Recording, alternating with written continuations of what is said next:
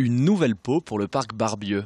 110 ans, 34 hectares, 12 000 arbres et plusieurs bassins. Le beau jardin, comme le surnomment les Roubaisiens, est en pleine métamorphose, ou plutôt en pleine réhabilitation. C'est la première fois en un siècle que des travaux ont lieu dans le parc et il en avait bien besoin. Car les années ne l'ont pas épargné, allées et berges dégradées, eau stagnante dans les bassins ou encore des ornières dangereuses. Une nécessité pour la municipalité de Roubaix qui s'attaque à un travail titanesque afin de rendre au parc sa beauté originelle tout en renforçant son caractère naturel et écologique. Commencés en décembre 2014, les travaux s'achèveront en 2018. Chaque année, une partie du parc sera rénovée, un tiers à chaque fois afin de permettre aux visiteurs l'accès aux deux autres tiers. Les premiers travaux ont permis de repenser les allées du parc en permettant l'écoulement des eaux de pluie directement dans les bassins. Une grande pompe a également été installée pour acheminer les eaux récupérées du plus grand bassin vers les plus petits.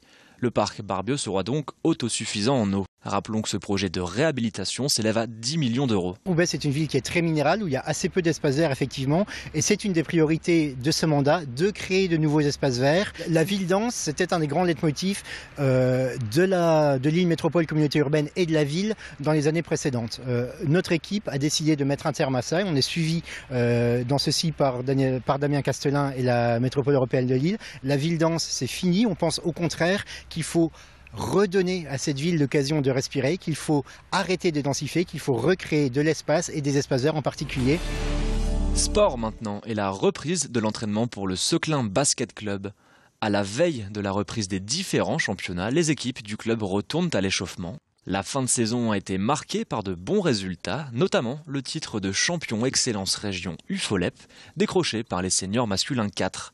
Il faut maintenant espérer le maintien, ou mieux la montée. Car deux équipes seniors, masculines et féminines, se hissent en excellence départementale, tandis qu'une autre équipe joue la montée en pré-région. Le club, qui ne cesse de gagner en effectif depuis l'arrivée d'un nouveau président en 2008, engage pas moins de 10 équipes en championnat cette année. De nouvelles recrues pour consolider les différentes équipes sont encore attendues. Les premiers matchs sont prévus, eux, pour fin septembre. Le Seclin Basket Club débute sa saison parallèlement à l'Euro de basket 2015 qui se jouera en partie dans le Nord au stade Pierre-Mauroy du 12 au 20 septembre. Un bon point pour le club de Seclin qui voit d'un bon œil la tenue d'un tel événement dans notre région. On va permettre de leur donner quelques étoiles dans les yeux, de voir des grandes stars comme Tony Parker. Je pense qu'ils rêvent de ça. Les jeunes qui ont intégré notre club sont des fans de basket, forcément. Et assister à des matchs de professionnels de l'équipe de France, je pense qu'ils seront ravis de pouvoir aller voir ce genre de match. Je pense qu'il aura un impact important pour n'importe quel club de basket de la région, étant donné qu'il y a une partie qui se joue dans le Nord-Pas-de-Calais, justement.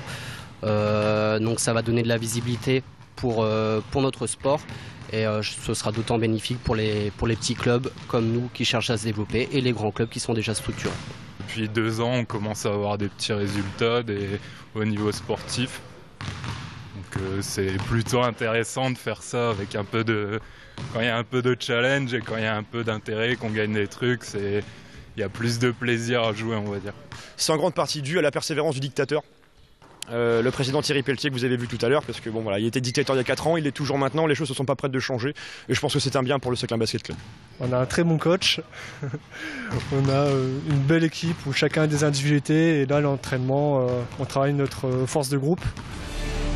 On referme ce journal avec le Get Out, ou comment sortir d'une pièce fermée en résolvant des énigmes. Ouvert rue Solferino, Get Out, littéralement sortez, est un jeu d'énigmes d'un genre nouveau.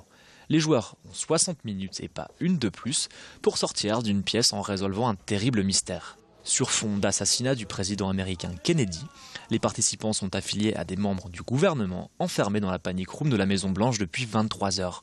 Il leur reste 1 heure d'oxygène et il faut faire en sorte de sortir de la pièce. Entre fausses pistes, pièges et aides fournies par le Game Master derrière son écran, livres, clés, cartes, chiffres, lettres sont à trouver et remettre dans le bon ordre pour ouvrir cadenas, portes et autres valises, sans oublier le chronomètre qui défile. L'équipe est enfermée, et donc c'est juste c'est des petits indices sur un écran de télé, par écran interposé, donc vous avez une petite alarme qui les prévient qu'un indice est à l'écran, et donc le Game Master peut les orienter. Donc là, je suis en train je vois tout ce qu'ils font, je les entends. A priori, il y a une des filles qui a une bonne intuition, donc je vais juste lui lancer un message, suivez votre intuition féminine. pour voir un peu où ça les mène et voir si ça les fait un peu avancer dans l'énigme. C'est la fin de ce journal. Merci à toutes et à tous de nous avoir suivis. Tout de suite, la météo suivie de la météo des plages. Bonne journée sur Grand Lille TV.